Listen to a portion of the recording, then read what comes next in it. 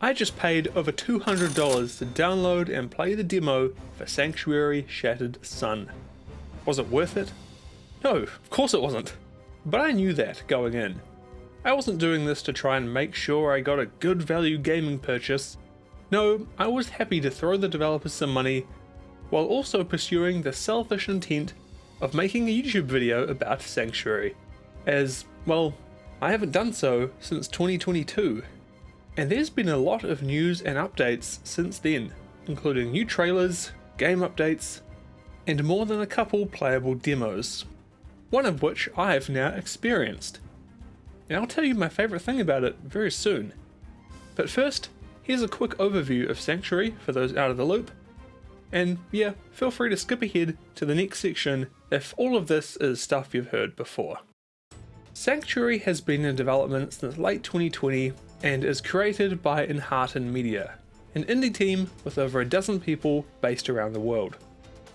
As its Steam page states, Sanctuary will be a traditional real-time strategy game featuring strategic zoom, a streaming economy, simulated projectiles, and a grand scale. And while it's not stated outright here, the inspirations from Supreme Commander are very obvious. The team have even spoken with Chris Taylor about the game, which you can hear about yourself by looking at the YouTube video about it on their channel. At launch, Sanctuary is aiming to come with 3 unique factions and some very interesting mechanics that I'm intrigued to see if they can actually pull off, because they sound great on paper, but I'm pretty sure these would be quite hard to do. Most notably is the surface cracking system, which allows players to literally break holes and crevices into the ground to expose the sun below, as Sanctuary's world is set on a Dyson sphere. This, in theory, would allow you to send enemies into the shining abyss by cracking and destroying the very material that they stand on. Sounds fun, and I really hope I can do it myself. And if you like the sound of that too, then there's currently a Patreon page where you can support the game, and there are plans on a Kickstarter launching sometime soon that will further its development goals. They've been clear though that even if the Kickstarter fails to reach its targets, the game will still launch. It'll just have fewer features than they'd like. But speaking from experience, I don't think that there's any way that Sanctuary fails to reach its goals, unless they're just completely unreasonable. Because big strategy games have done pretty well on Kickstarter in the past 5 or 10 years, and there's a lot of hype behind this game already, with a big community of people who are all ready to put money down on the project. When I initially covered the game back in late 2022, it was still pretty early on. We had a selection of trailers, some very curated gameplay, and a lot of promises. Nothing really outside of that internal developer sphere. But a lot has changed since then. During the past year or two, Sanctuary has been at trade shows, there have been multiple playable demos, a Steam page has launched, and a couple of sizable developer update blog posts have seen the light of day. But before all that, we got Sanctuary's first proper trailer, and it was done cool.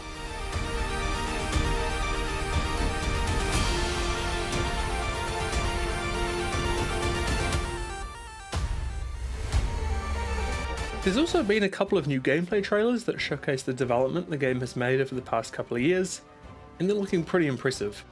The biggest news for me though was undoubtedly Sanctuary's appearance at PAX Australia last year, an event that I personally would have loved to attend if the timing had worked out better. It also made me think that a demo or Kickstarter might have been just around the corner, and I guess that's partly true. 7 months is just around the corner when you're considering the lifespan of the whole universe, I guess. But that was just the demo, which we'll talk about in a second.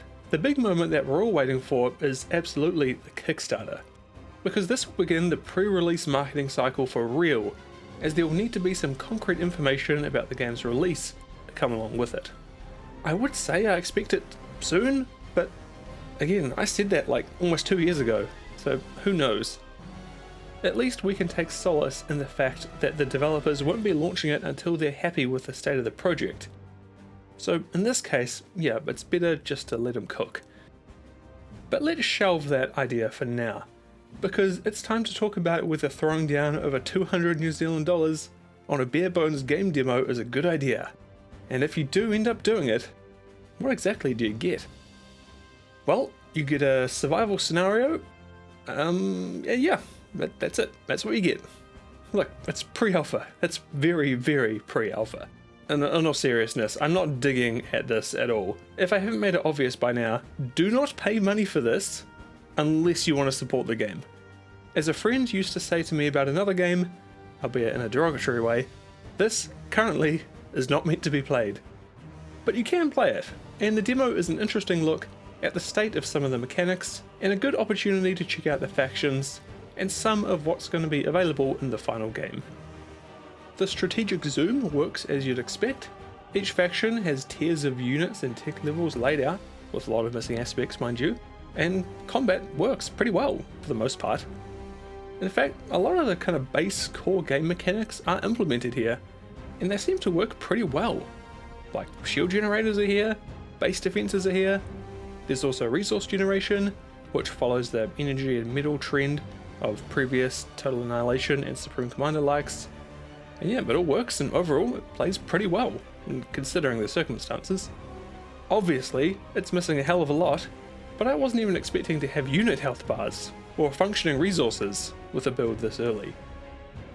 But to see a range of units across 4 tiers and 3 factions, complete with unit visual designs and animations, as well as some functioning auxiliary systems, yeah, I was pretty impressed. The thing that stood out to me the most were the visual effects. In fact, the visual quality of everything here is pretty nice. And considering that this is pre-alpha, it's exciting to think where the visuals might land in the final release. Some of the point defense turrets in particular look exceptionally good, as do some of the higher tier units. I mean, we all knew that Sanctuary would probably be a looker based on some of the trailers that they've released, but seeing it actually be implemented in a game that you can actually play in real time is quite exciting. And I'm not really going to comment on anything I don't like here because, look, like I said, it's pre-alpha, literally everything here is subject to change, and to give you an idea of just how pre-alpha this is, I softlocked myself out of the entire game just by opening the settings menu, and it displayed like this, so yeah. And if you want to support the developers and try it out for yourself, you absolutely can. You can go to their Patreon and subscribe at the 5th tier to get access. Seeing the demos the Sanctuary team has shown off over the past 12 months, and playing this most recent one for myself, I'm feeling optimistic about the future of the game. The team are clearly working their asses off, and the game is starting to reach that point where it's legitimately playable, and where all of its elements are being pulled together into an actual product. I'm a little disappointed that the Kickstarter is yet to start. I mean, I was talking about that in September of 2022, and then I thought it was just around the corner, and well, we're still waiting. But I know they want to have a really solid demo available for when they launch that thing, and based on what I've played today, I'd guess we're not too far away from having that be a reality, like probably, because I'd bet that this survival demo is not the most recent iteration of the game right now. Like, I don't think they would have compiled this build last week with their most recent developments and packaged it just for now. If I had to guess, I'd say that this is probably pretty old. But as with everything, and as we have for Sanctuary many times in the past, we'll just have to wait and see. But you can be sure that once the Kickstarter opens up and more news begins to flow in, I will be there to tell you about it. Again, if you want to support the development of the game and even get a crack at this demo, you can check out their Patreon page. I'll leave links in the description.